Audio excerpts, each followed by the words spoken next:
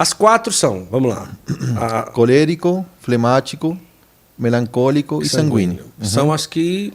Isso. Só que o que acontece? Para ver isso, a gente tem que ver qual é a causa de que sejam 4. Ou que sejam 8, que sejam 6, que sejam 16. Porque tem uma vários, causa. Né? Tem gente que fala que é 16? Então, tem. Nossa, tem 16. Tem teoria T3, tem 5. De fato, a mais famosa de hoje é Big Five, os 5 grandes. Mas aí, assim, o mais importante, primeiro, para tentar entender, que tem 2 abordagens, dois métodos de estudar os temperamentos ao longo da história, tá? E dentro dessas 2 abordagens, tem como 2 paradigmas. Então, vamos tentar explicar. Quais seriam as 2 abordagens para tentar entender? Uma abordagem científica, que é aquela que quer estudar a realidade, a coisa. Eu quero estudar o ser humano, vou estudar, vou fazer experimento, vou tentar... E a realidade vai me falar o que a coisa é. Tá? E tem outra abordagem, que foi muito famosa na Idade Média, que é a abordagem simbólica, na qual tinha uma cosmovisão do universo, com uma certa perfeição matemática, e que tinha certos padrões, o universo, no macrocosmos, que se refletia no microcosmos. Então, a abordagem simbólica vai falar esse padrão que a minha inteligência capta, ou capta, ela vai colocar na teoria. Entende?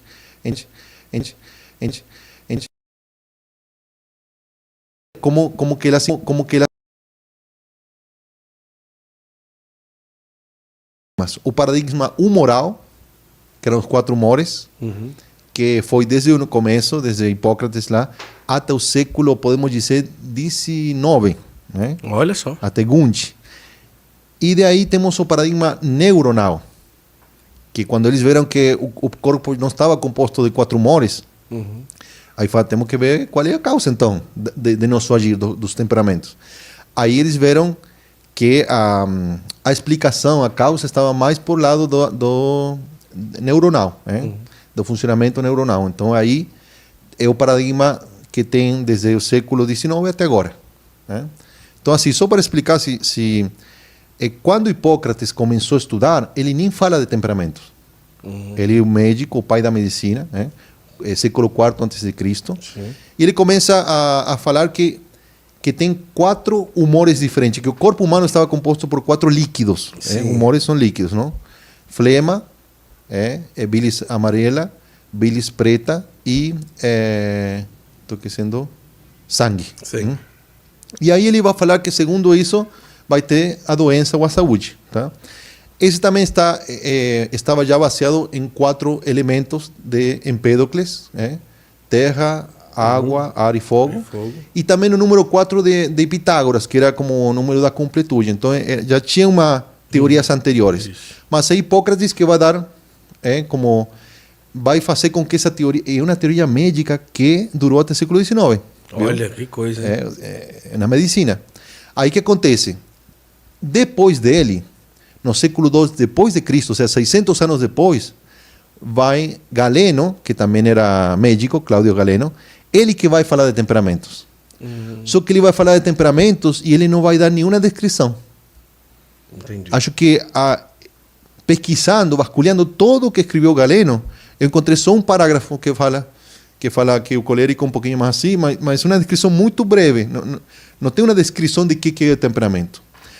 A primeira descrição que se encontrou até hoje é de Vindiciano, que é do século IV depois de Cristo, da época de Santo Agostinho. De fato era amigo, era conhecido de Santo Agostinho. Ele é um médico.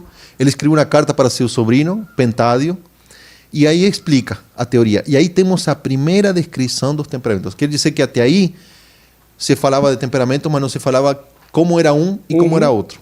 Tá? Aí, olha que interessante. Aí que começa, porque Galeno e Hipócrates eram cientistas. Eles vão falar, de fato, vão estar em contra dos filósofos que eram mais simbólicos, que falavam isto. Não, eles queriam realmente experimentar e fazer uma ciência realista. Não? Aí que acontece? na época de Vindiciano, já tem muito de simbologia. Então, o que eles vão fazer? Eles vão relacionar os temperamentos, 4 temperamentos, às 4 estações do ano, às 4 idades da vida, às 4 horas do dia. Então, ele vai falar, por exemplo, no inverno cresce a flema, então você vai ser mais flemático no inverno. No verão, na primavera vem o sangue, então você vai ser mais sanguíneo, e assim. E também nas etapas da vida. Quando você nasce, ser um bebê, você é sanguíneo. Quando você é jovem, você é colérico, você é tudo. Sim. Quando você é sênior, é mais,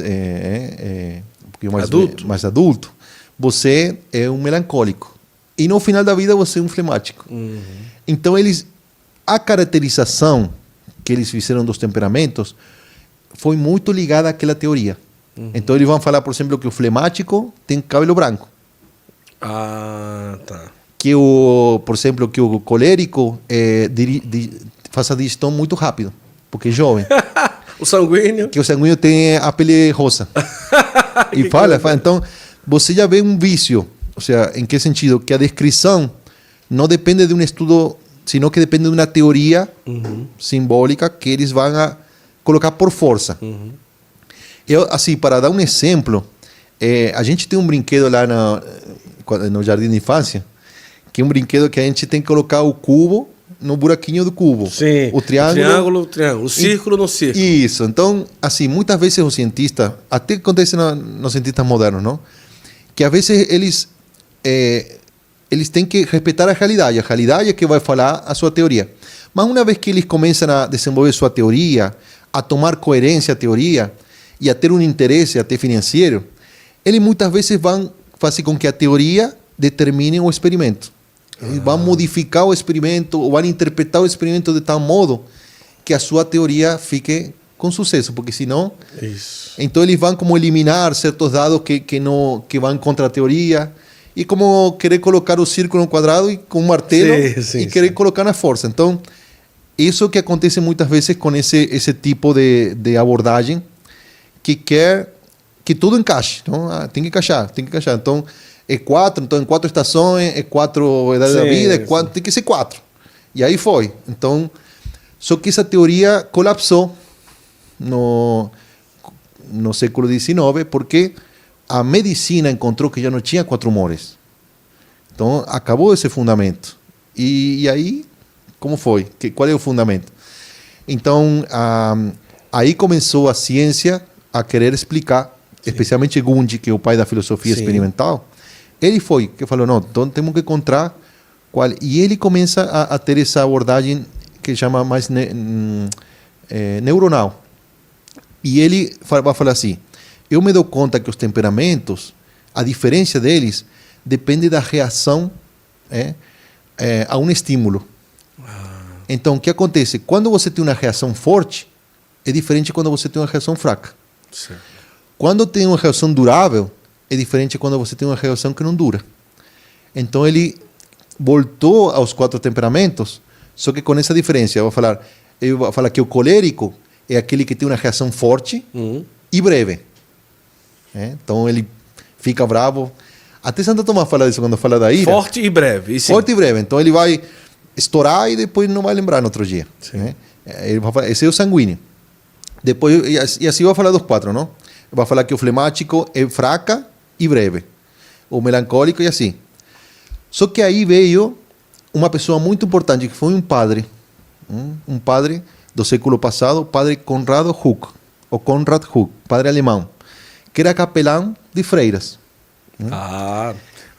Esse daí com certeza é o mais especialista. Aí ele fez um estudo. Olha aí, foi o lugar certo para ele estudar. Um lugar cheio de freira. Desculpa, as freiras. Vamos trazer uma freira depois aqui para a gente conversar. Tem que trazer. Brincadeira, só brincadeirinha. Vamos lá. Aí o que acontece? Ele fez um estudo muito profundo, estudou muitos alemães, psiquiatras, e ele conseguiu, estudou Gundry também, e ele conseguiu fazer uma teoria dos temperamentos com uma descrição muito boa, que é a descrição que usa Roger Marin e que vai usar todos os 4 temperamentos católicos que você vai ler agora. Tudo depende de Conrad Hooke. Então, só que ele mudou. Ele falou, aquele que tem reação forte e durável vai ser o colérico. Aquele, entende? Ele mudou a ordem, só que ficou 4 e ficou com esse princípio de Wundt, não? Então, ele podemos dizer, Conrado Huck é o pai dos 4 temperamentos como conhecemos agora, né? Tá. Como ensina Royo Marin, como ensina todos os católicos, Bernet, tudo é Conrado Huck, né?